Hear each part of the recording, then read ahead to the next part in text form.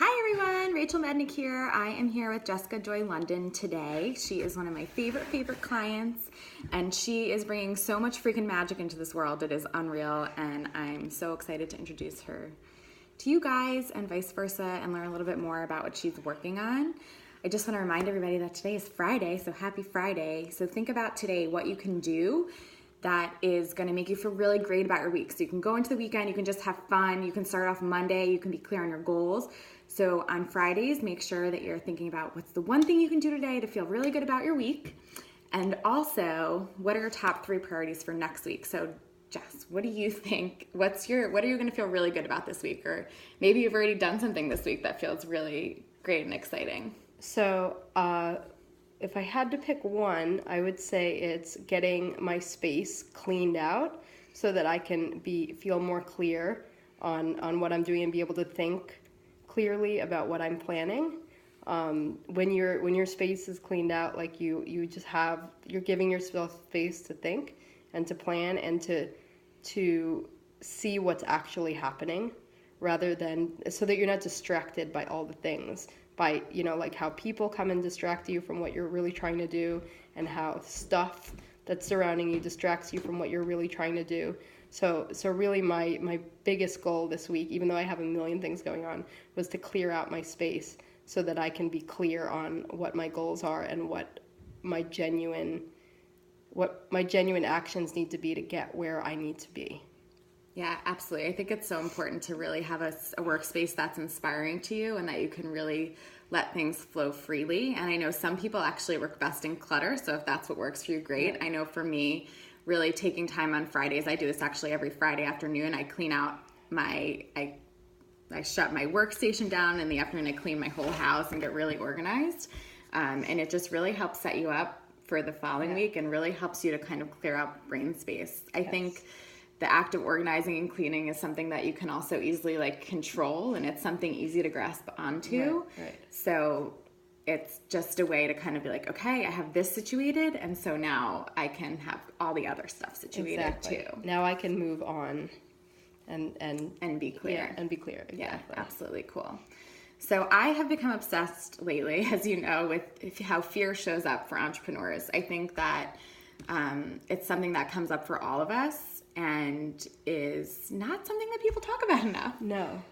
So I'm wondering for you, what recently has come up as far, what's a big scary thing you're working on? I know that they're going to launch a Kickstarter soon. That's a big scary thing. What's something that you've worked through that's been fearful? Right. So with the Kickstarter, we all have these fears of failure, but a lot of people don't talk about a fear of success. And for me, it's not even about succeeding, but succeeding at the wrong thing. So then you get scared about whether you're going to succeed and be stuck doing the wrong thing, which I think is really scary. So I've been doing a lot of writing lately to sort of push through all the resistance and these fears that I have, to get them out so that I can see them again more clearly, decluttering my brain. And I realized that with the Kickstarter, I'm getting a lot of great response before I even launch, and I've had people call me and say, "Is that what you want to be doing? Do you want to be a subscription kit company?" And so I had to really sit down with myself and think about that. But then I see the people doing the kits and how much it is helping them to make these paintings, like what's behind me. And I'm realizing that it's not that you have to think in black and white, should I do that or should I not do that? It's just about looking at everything as a variable. If I were to become really successful through Kickstarter with my kits and sell a bunch of them, I don't have to physically sit here and do it all myself. I can think of that variable as a moving part and find, hire people and start building my community to help me put those together. And so that I can free myself up to do some of these other exciting things that go hand in hand with this. I'm doing something called the Project Joy Dream Exchange, where I have people write their dreams on the back of clouds, and I've got a bunch of them ready to go up. So people write their dream on the back, and they do a painting on the other side, which sort of is an act of like kind of meditating on the dream you just wrote down. And then we're sharing it with everybody, and I'm going to write a book about it, sort of like getting to the bottom of the dreams. So what I've been wrestling with is this Project Joy Dream Exchange is very important to me, and it feels very right. And the kits also are very important to me and feel very right. So I'm trying to balance and decide how to move forward with both of those in a way that where they're working together. So rather than, and I know a lot of creatives go through this issue with the next new idea that they're really excited about, but it doesn't mean that you can't do the other one, and you have to like really think about them as variables. Like, do they fit together? Does one, like, sit down and write about it? Does one like feel like within you that it's the right thing to do? And when you write about those things and your resistance to them and how you're feeling, it just is magic. It clears up in front of you. Like there's a quote by Didion, I think, that says, he says, I don't know what I think until I write it down. So when it's in your brain, it's amorphous, it's moving, there's fears attacking it all over the place. But when you write it down, you can see it in reality for what it is. And so I've been doing tons of writing to help me push through my fear and my resistance. And another sort of thought on resistance is wherever you're feeling the most resistance, that's where you gotta go. That's where you have to go, because that's what you feel the most passionate about. Otherwise, you wouldn't care about it. So I just read a book called The War of Art, not The Art of War, but The War of Art, and it talks all about all the different types of resistance. And it basically, I can sum it up, but you should read it, in saying that wherever you're feeling the most resistance, that is your North Star. So I've been feeling a lot of resistance on Project Joy because it's big and it's exciting.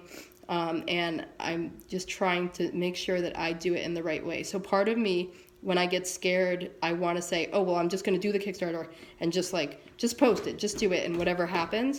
But then I have to then I realize that's a fear-based behavior, just because I want to rush through the uncomfortable feeling. You don't want to sit with it, and sitting right. with that feeling is hard. It's hard, but it's so important. It's important because that's where the growth happens. Exactly, because when you sit with it, then you get to know it.